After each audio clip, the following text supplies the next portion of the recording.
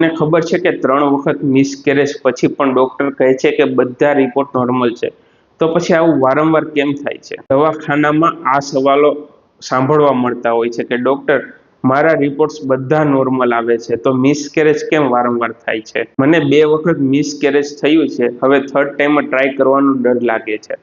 શું આ મારા બોડીમાં પ્રોબ્લેમ છે કે મારી આવી જ ડેસ્ટિની છે? તો અહીંયા એક વાત સમજવા જેવી છે કે રિપોર્ટ્સ નોર્મલ આવવાનો મતલબ એ નથી કે બોડી રેડી છે.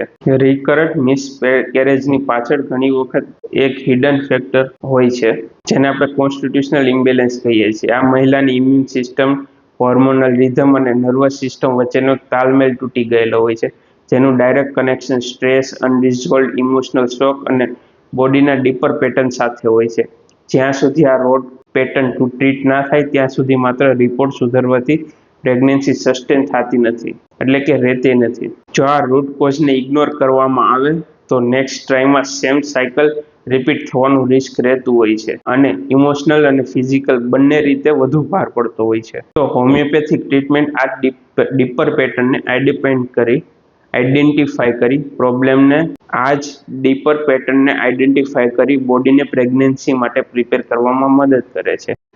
હવે હર્ટ અને વેઇટ ના કરશો.